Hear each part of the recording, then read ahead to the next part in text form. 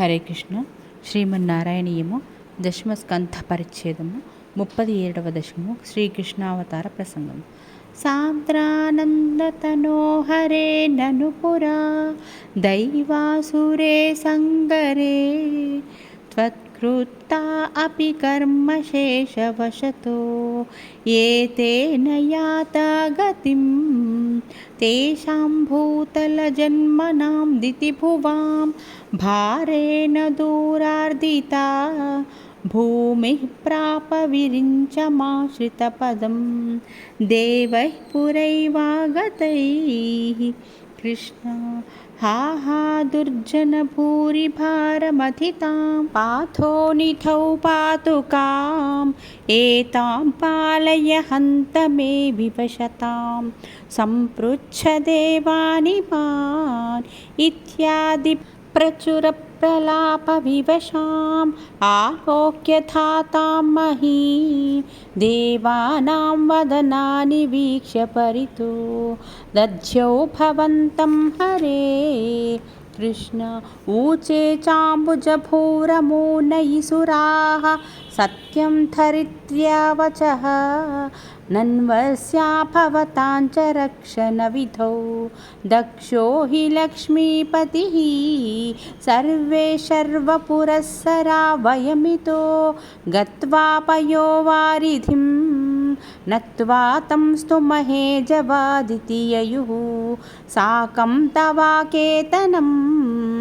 కృష్ణ తే ముగ్ధానిలశాలిదుగ్ధజలధే స్థిరం గతాః సంగతాః యావత్ త్వత్పదచింతనైకమనసః తావత్ సపాథో జభూః త్వద్వాచం హృదయే నిశమ్య సకలాన్ ఆనందయన్నోచివాన్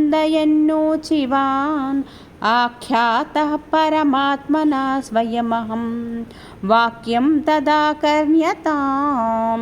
కృష్ణ జానే దీనదశామహం దివిశదాం భూమేశ్చ భీమైర్నృపైః తత్క్షేపాయ భవామి యాదవకులే సోహం సమగ్రాత్మనా దేవా వృష్ణికులే భవంతు కలయా దేవాంగనాశ్చావనౌ మత్సేవార్థమితి త్వదీయవచనం పాథో జభూరుచివాన్.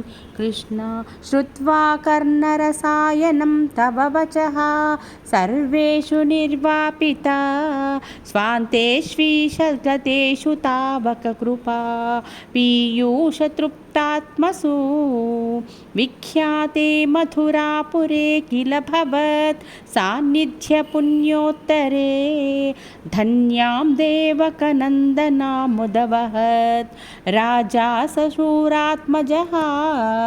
కృష్ణ ఉద్వాహావసితౌ తదీయ సహజః కంసోऽథ సమ్మానయన్ ఏతౌ సూతతయా గతః పథిరథే వ్యోమోత్థయా త్వద్గిరా అస్యాస్త్వామతి దుష్టమష్టమసుతో హంతేతి హంతేరితః సంత్రాసాత్ సతు హంతుమంతిక గతాం తన్వీం కృపాణీమధాత్. కృష్ణ గృహాణశ్చికురేషు తాం ఖలమతిః శౌరేశ్చిరం స్వాన్త్వనైః నో ముంచన్ పునరాత్మజార్పణగిరా ప్రీతోథయాతో గృహాన్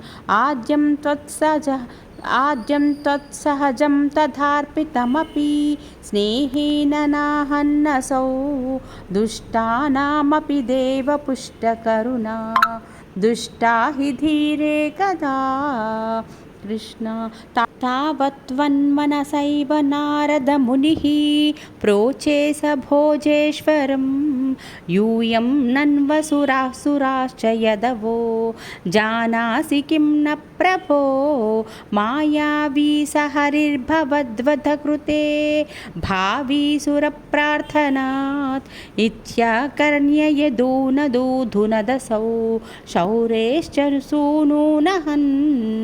కృష్ణ ప్రాప్తే సప్తమగర్భతా మహిపతౌ त्वत्प्रेरणान्मायया नीते माधवरोहिणीं त्वमपि भो सच्चित्सुखैकात्मकः देवाख्याजठरं विवेशिथ विभो संस्तूयमानः सुरैः सत्वं कृष्णविधूय रोगपटलीं भक्तिं परां देहि मे కృష్ణ. శ్రీకృష్ణావతార ప్రసంగము 37వ దశకం సమాప్తము. శ్రీ హరే నమః. హరే కృష్ణ.